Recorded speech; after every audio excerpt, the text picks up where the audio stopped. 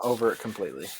No, and it's a shame. It's a shame because he was one of my few claims to of fame. I once got to share a court with Draymond Green Yeah. in college, and now it's like, yeah, don't even want to talk about that.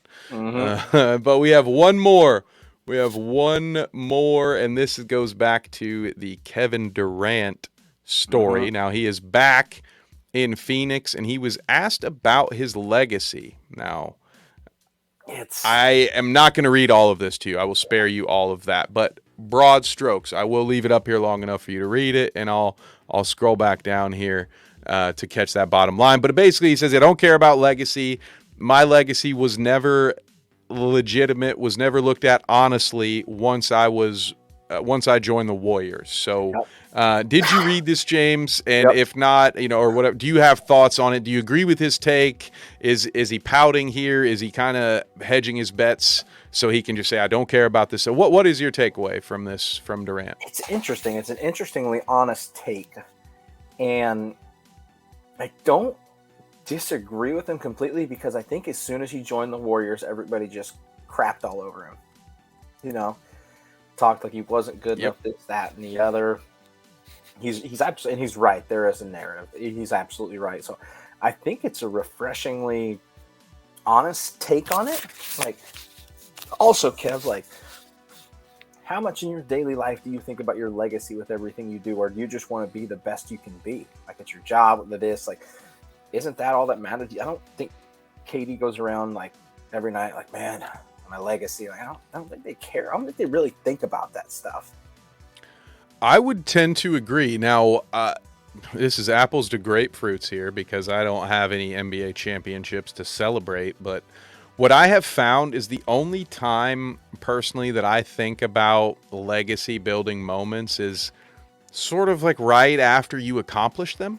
So Mm-hmm. for me, there have been moments where it's like, wow, I'll look back and be like, that's pretty cool. No one will ever be able to take that away from me, sort of thing. Like, no matter what happens through all the trials and tribulations, I have that. Yeah. And so I have some of those thoughts, but outside, it's not part of my, I don't have a vision board that where Mm-hmm. I'm out here saying, like, what's my legacy going to be? So I agree with that. He says it at some point here. He says something along the way. They got to basically. He says, oh yeah, there it is. Be the best I can be. Go home, hang with my family. That's it. I just want to go out there and produce. Mm-hmm. And that's essentially what he's saying.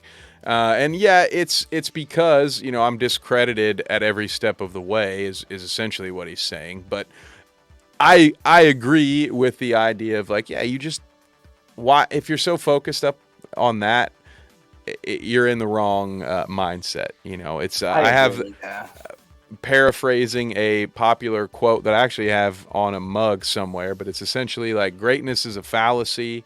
The idea of greatness, people see it as some, people staring into the horizon, dreaming of greatness, when greatness is picking up the rocks at your feet. Greatness is doing the work that's in front of you and doing it consistently and showing over time that you're great at it. So sitting Yep. here and daydreaming about legacy, Doesn't get you nowhere. that's it doesn't get you anything but an ego. So yeah, and I think Katie's correct to feel this way, and it's a smart approach, even if it does feel like maybe he reads his own headlines a little too much. Like Mm-hmm. if I had Katie's following on Twitter, I likely wouldn't check my notifications very often because there would be no need. There are Yep. tons of people just out there looking for their shot at relevance by taking a shot at Correct. Katie on Yes. Twitter, and Mm-hmm. and he'll give it to him, unfortunately. So Yep. he talks about being discredited. He may be complicit a little bit in some of the narratives that have been created Mm-hmm. about him. That It's not burner all his Twitter fault. account he had. Exactly. Yeah, he hasn't helped himself out all too much. But for me, his legacy's intact, and that's my last question for you, James. We've heard what the man has to say about his own legacy. It's not over yet. Where it's at right now, and I guess use your own interpretation for where you think he's going. Mm-hmm. What do you think Katie's legacy will be? I mean, he's going to be remembered as one of the all-time best scorers ever. Yeah. There's always going to be. He's not wrong. Little hangover him that he went to the Warriors after losing to him. I think the bigger thing for me is he's got titles, but he hasn't got one outside of there. They came close in at the Thunder. They lost in the finals, and then the whole team got blown up. Then he goes to Brooklyn, and it's a mess. Now he's in Phoenix, got a good shot. Like, Phoenix can be really good. So I think for me, it's that he hasn't actually got one outside of Oklahoma or Golden State. Yeah, that will always be the caveat, and that's part of what he talks about, I think, when he says that he gets discredited. But he's an all-timer, man. He's a Hall of Famer. First about the Hall of Famer. No questions asked to me. 100%. And I think at this point, this is where it becomes it's one of those beauty is in the eye of the beholder things, because having grown up a Pacers fan in the 90s, I don't have this false equivalency, or I view it as a false equivalency, where titles equal greatness, and without those titles, you have no legacy. You weren't great. I just don't believe that. I grew up watching Patrick Ewing, Charles Barkley, Reggie Miller, John Stockton. I won't name the other asshole, but I think I agree with what you're saying, but I also think to be one considered the truly elite, the best ever, the Michael Jordans, you have to have the titles. I think that's what separates. Like, I agree with you. Barkley, Stockton, Ewing, the Bad Boys, Pistons, Isaiah Thomas, like, them are elite players. They're Hall of Fame players. I think what separates you from Hall of Famer to all-timer is the rings. I think that's how the rings. Yeah, is the rings. Like, I agree with you. It doesn't discredit you being really good or right. That is not a thing. And that's fair. And I won't disagree with that very much, because I'm okay with it. I'm okay with that argument of, okay, well, if I'm separating my tier 1 from tier 2 guys, then, you have to have metrics. We all have to have our reasons for why we make these decisions. So I can understand that. And I do think, you can still have a legacy that is, can be looked at well. Like, I don't know. I will be interesting to see how the future looks at a guy like Dame Lillard, because I know how I will view him because of all the names I just previously mentioned.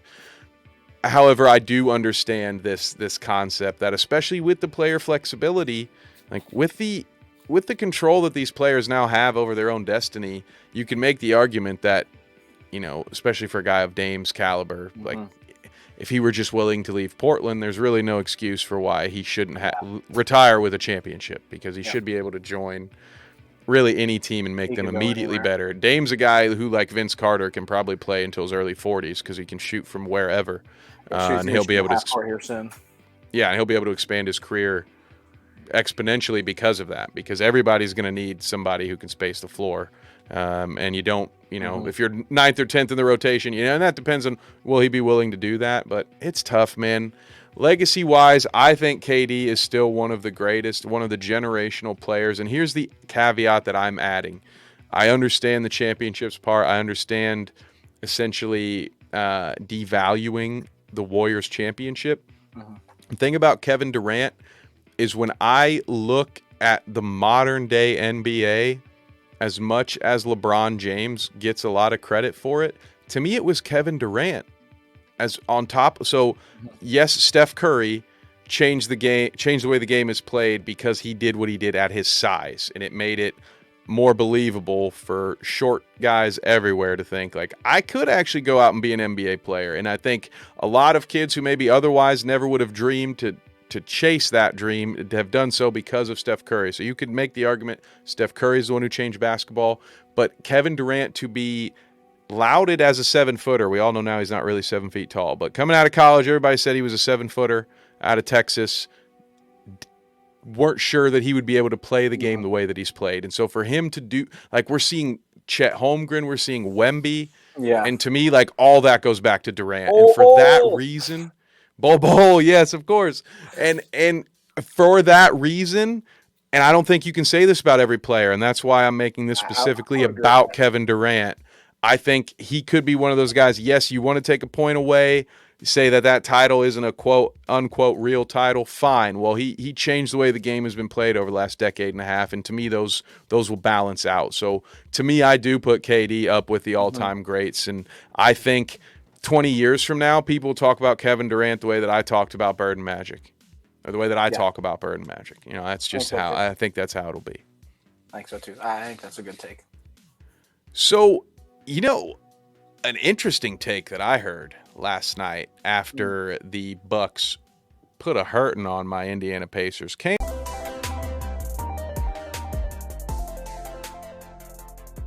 This dude just did this